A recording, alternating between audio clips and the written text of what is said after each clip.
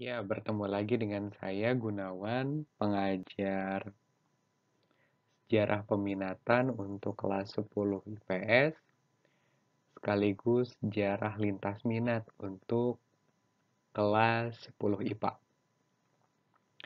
Yang akan kita pelajari sekarang masih lanjutan dari dua materi sebelumnya mengenai ruang lingkup sejarah.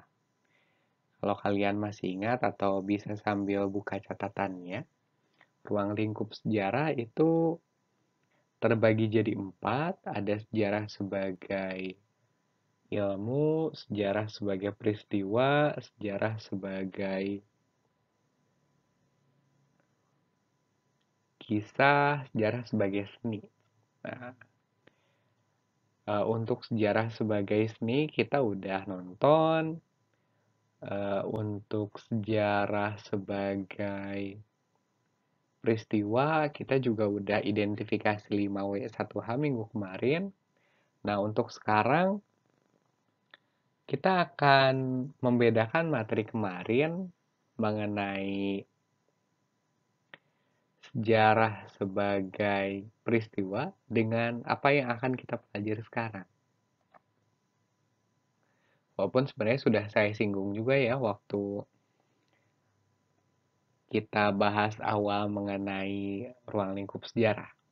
Nah, jadi apa sih yang akan kita pelajari sekarang? Bisa dilihat di depan mengenai perbandingan antara sejarah sebagai peristiwa yang minggu kemarin kita sudah pelajari dengan sejarah sebagai kisah. Seperti itu. Nah, kenapa harus dibandingkan? Karena supaya tahu bedanya ya, gitu. Dan ada beberapa hal yang kemarin belum sempat saya sampaikan. Nah,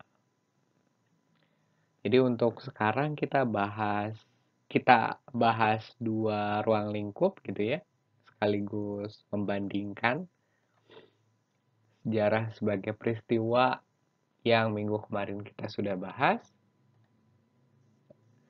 dengan sejarah sebagai kisah. Nah, nah yang kemarin belum sempat saya sampaikan, sejarah sebagai peristiwa itu ternyata objektif, gitu ya. Nah, jadi kalau sejarah sebagai peristiwa, ketika ada suatu peristiwa terjadi, itu kan apa adanya ya. Ketika misalkan ada suatu kejadian, ketika ada suatu hal yang terjadi, misalkan ada pencopetan, itu kan apa adanya ya. Ada suatu peristiwa, kejahatan, pencopetan. Udah, gitu doang. Gitu. Jadi objektif apa yang benar-benar terjadi saat itu. Nah, makanya objektif, apa adanya. Yang berikutnya, sejarah sebagai peristiwa selain objektif itu sifatnya unik. Kenapa? Karena maksudnya unik ini adalah hanya terjadi sekali. Gitu. Kayak misalkan tadi saya kasih contoh pencopetan. Eh, itu ada peristiwa yang unik karena hanya terjadi saat itu. Nggak akan mungkin kan orang, aduh saya pengen dicopet lagi, nggak akan mungkin. Dan ketika dia apes, sial, mengalami pencopetan untuk kedua kalinya, pasti momennya kan berbeda. Dia pakai baju yang berbeda, dia kecopetan di tempat yang berbeda, gitu kan, di hari yang berbeda, gitu. Jadi kalau sejarah sebagai peristiwa pasti unik, hanya terjadi sekali. Contoh yang lain yang mungkin agak atau lebih besar, misalkan proklamasi. Itu unik gitu ya. Kita proklamasi kemerdekaan hanya sekali kan, 17 Agustus 1945. Walaupun misalkan tahun-tahun berikutnya kita melakukan upacara bendera gitu ya, atau misalkan ada yang membacakan teks proklamasi di hari lain gitu ya, selain 17 Agustus 1945, tetap itu bukan proklamasi karena kita proklamasi 17 Agustus 1945. Ngerti? Jadi unik itu hanya terjadi sekali. Kalian lahir cuma sekali kan? Kayak gitu. Kalian ulang tahun yang berkesan mungkin cuma sekali juga. Walaupun tahun berikutnya kalian ulang tahun di tanggal yang sama gitu, tapi pasti tahunnya berbeda, kesannya berbeda. Itu yang namanya sejarah sebagai peristiwa. Dan yang ketiga yang kita udah eh, belajar dan contohkan minggu kemarin itu adalah yang namanya sejarah sebagai peristiwa itu dapat diidentifikasi dengan 5W 1H. Masih ingat 5W 1H itu apa aja? Nah, what, when, where, who, why, sama how. Gitu ya. Nah, itu sejarah sebagai peristiwa. Yang berikutnya, kalau dibandingkan dengan sejarah sebagai kisah, kebalikannya ya. Kalau sejarah sebagai peristiwa itu objektif apa adanya gitu. Apa yang terjadi saat itu apa adanya gitu. Sedangkan kalau sejarah sebagai kisah itu subjektif. Maksudnya subjektif itu adalah eh, sangat mungkin pandangan orang-orang terhadap hal tersebut beda-beda. Jadi kalau sejarah sebagai peristiwa ada kecelakaan ya bilang kecelakaan. Kalau misalkan sejarah sebagai peristiwa ada pencopetan ya pencopetan gitu. Tapi kalau sejarah sebagai kisah itu subjektif gitu. Tergantung orang melihatnya bagaimana. Dan karena subjektif makanya bisa bias atau cenderung bias di sini saya nulis. Ada yang tahu bias itu apa? Ada yang tahu gak?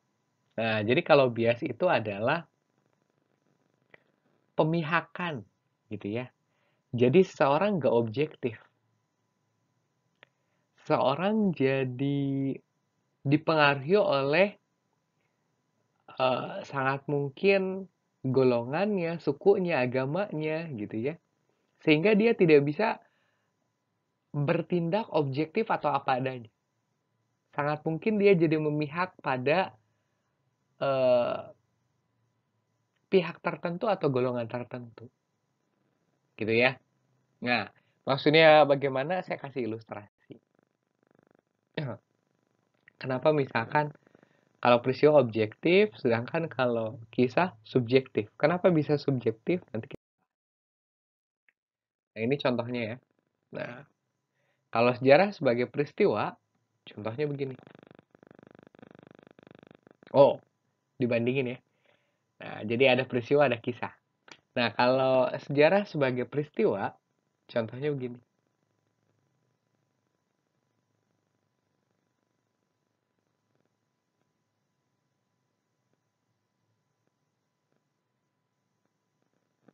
Nah, sedangkan kalau sejarah sebagai kisah, kayak gini.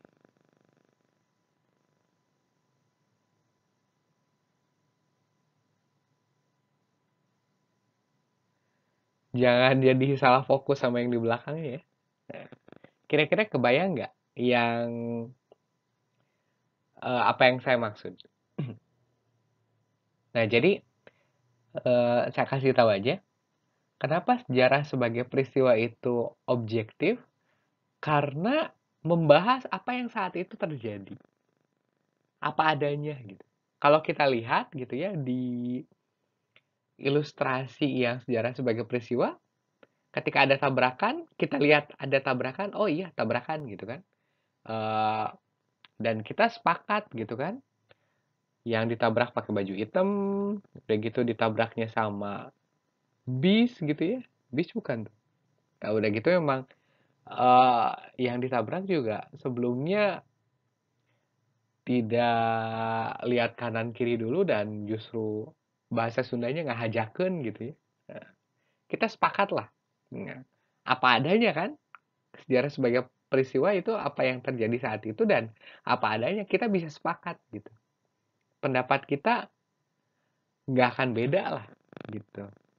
Nah, sedangkan kalau sejarah sebagai kisah gitu ya, itu ketika ada suatu peristiwa kita ceritakan lagi gitu. Makanya saya kasih ilustrasinya ini.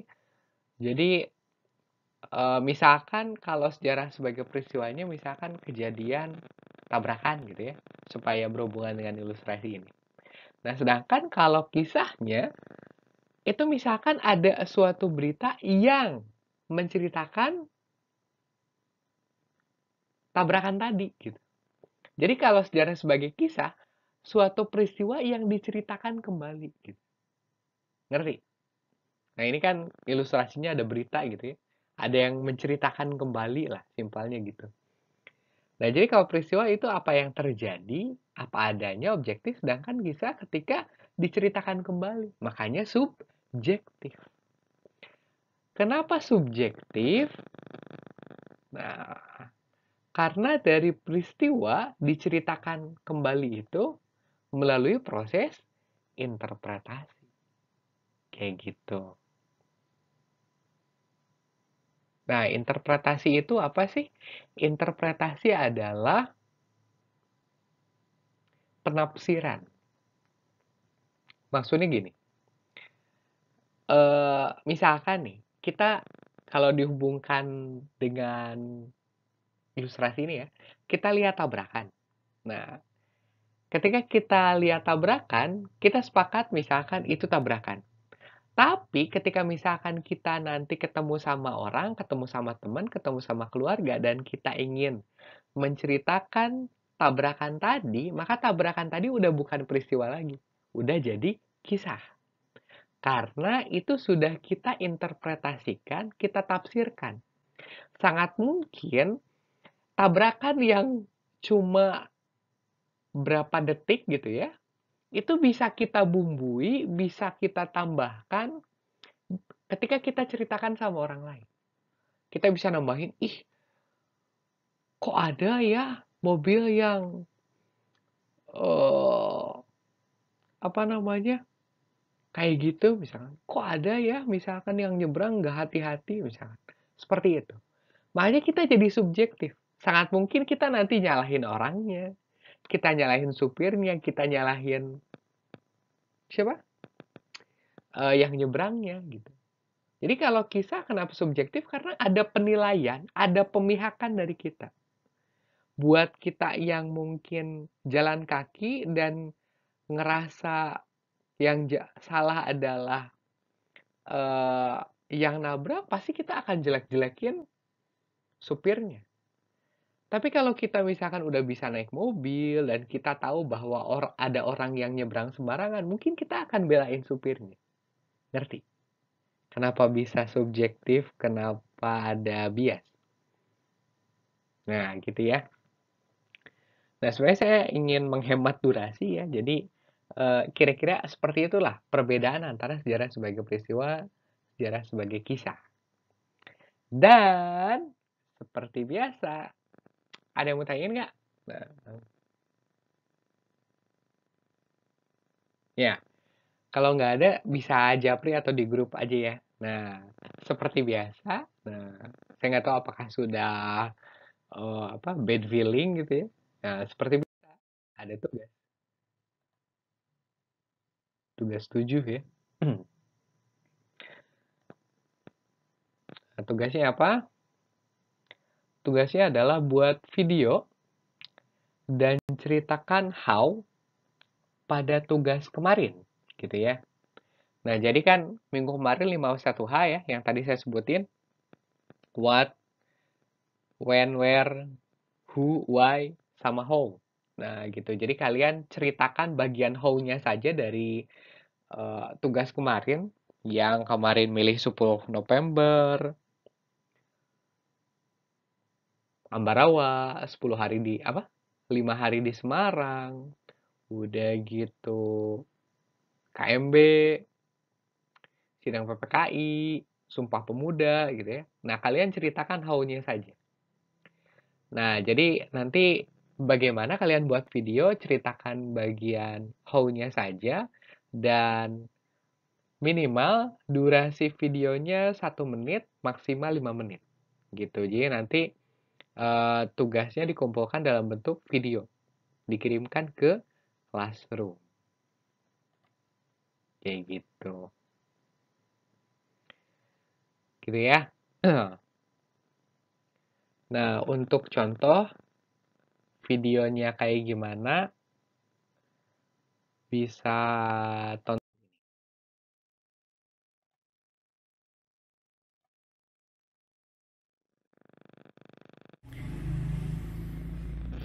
Ya, untuk contoh sejarah sebagai kisah, sebenarnya bisa diambil dari How pada 5W1H tugas kemarin. Untuk contohnya, saya akan memberikan contoh mengenai Perang Ganter tahun 1222. Perang ini sebenarnya dilatar belakangi oleh Raja Kertajaya, raja dari kerajaan Kediri, yang dalam kitab Pararaton disebutkan sebagai Raja Dandang Gendis. Nah, Kertajaya ini memaksa kepada Brahmana di kerajaan Kediri untuk menyembah dia. Tentu para Brahmana menolak permintaan ini dan akhirnya melarikan diri ke wilayah tetangga yang bernama Tumapel. Kebetulan di Tumapel yang saat itu berkuasa adalah seorang Akuwu yang kita kenal bernama Ken Arok. Para Brahmana ini meminta tolong, meminta perlindungan, dan Ken Arok menganggap permintaan ini sebagai peluang untuk mengalahkan Kertajaya sekaligus memperluas pengaruh Tumapel. Karena sebelumnya Kertajaya juga sempat sesumbar bahwa ia tidak akan bisa dikalahkan oleh orang biasa selain oleh Siwa. Inilah yang melatar belakangi Ken Arok mengklaim sebagai Dewa Siwa. Inilah yang melatar belakangi mengapa Ken Arok mengambil gelar Siwa atau Batara Guru. Makanya sebelum Ken Arok menyerang Kediri, Ken Arok mengklaim sebagai Batara Guru dan melakukan penyerangan ke Kediri. Peperangan terjadi di Desa Ganter seperti yang tadi saya sebutkan pada tahun 1222 Masehi. Dan pada pertempuran ini Kertajaya meninggal. Dengan meninggalnya Kertajaya, kerajaan Kediri bisa dianggap berakhir, sekaligus tujuan Ken Arok untuk memperluas kekuasaan Tumapel berhasil. Pada momen inilah Ken Arok mendirikan kerajaan yang nanti kita kenal sebagai Kerajaan Singasari, dengan dirinya sebagai raja pertama yang bergelar Sri Rangga Rajasa Sang Amurwa Bumi.